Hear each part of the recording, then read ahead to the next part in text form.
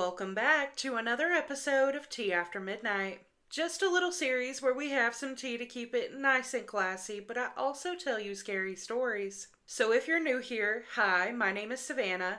Grab your favorite tea and settle in, and let me tell you a scary story. Because of course, this is Tea After Midnight. This story comes from Holly. Hi Savannah, my name is Holly, and I have a few spooky stories for you.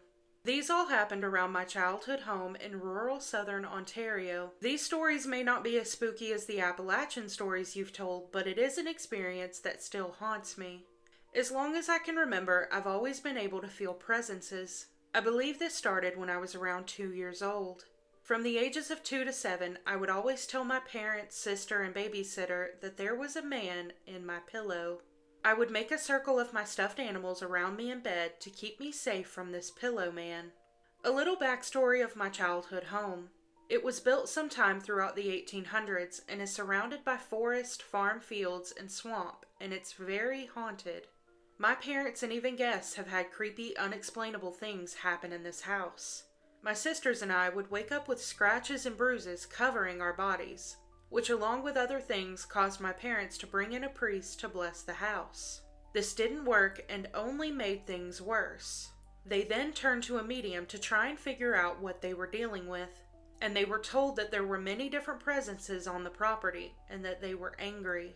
But going back to the pillow man part, I was getting tucked into bed one night and told my parents that they were being watched. Obviously, they questioned what I was meaning, thinking I was just making up stories in my 2-year-old brain. I proceeded to get out of bed and tell them there was a woman in my closet and mimicked how she was speaking to me. But then I told them about the man in the pillow and how his face was always contorted weird with a gaping mouth and spoke in a low growl tone, which I also mimicked. One of my older sisters was listening at this point, and she swears to this day that I was possessed. The sound that apparently came out of my mouth was so unexplainable and uncanny. This event happened in 2008. This is where this gets weird. My bedroom door was originally bare. There weren't any notches, just a plain wooden door. But after this occasion, a figure appeared on the bottom of the door. Although it may not look like much, it appeared overnight directly after my so-called possession. To me, this photo sends chills down my spine because the figure looks like a contorted face with an open, gaping mouth. This event is where I started seeing things that others could not see. Fast forward to the summer of 2020, my best friend at the time, who I'll call C, lived just down the road from me. And don't come for me about social distancing, we had sleepovers every night and we were essentially family. C and I were exploring our spirituality and had taken up meditation. I knew of this spot on our road that had a pond and almost a natural ramp up the side that brings you into the forest. My dad and I found this location while we were out picking up garbage one day, and I remember us finding a weird man-made landmarker, which we assumed was a grave for someone's pet.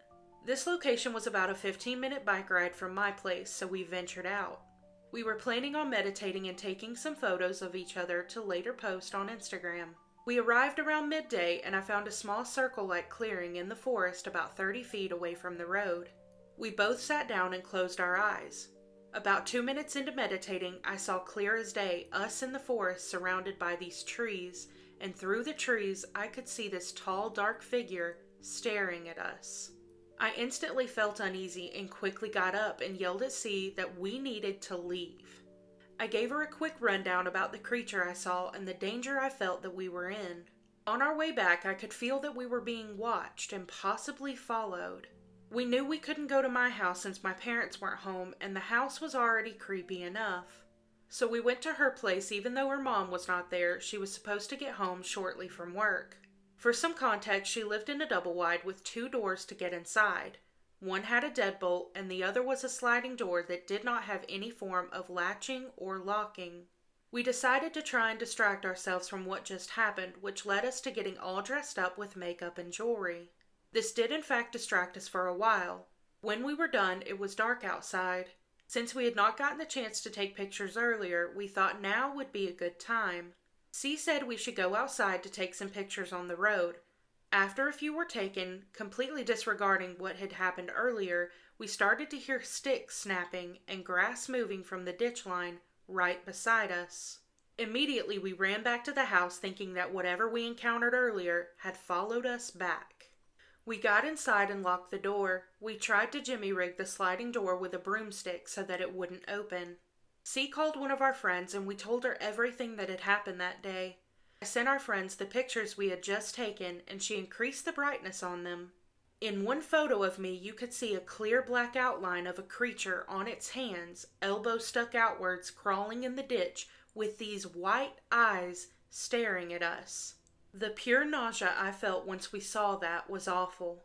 I made a lock to her bedroom door out of a fork and a knife to try and keep us safe. Around 40 minutes had passed and we heard her mom get home. She came to C's bedroom and we let her in and she apologized for being late and that she needed to cover a coworker's shift.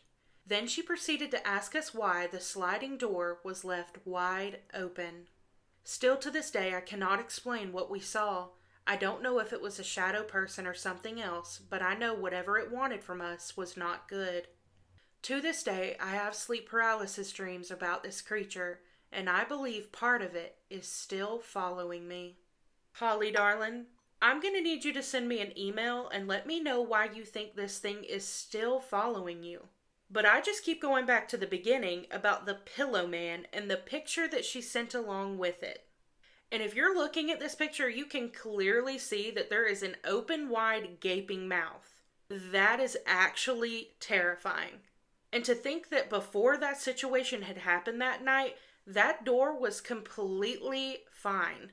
But then you're out in the woods and you see the creature that's standing out there staring at you and you think it followed you home. That sends shivers down my spine.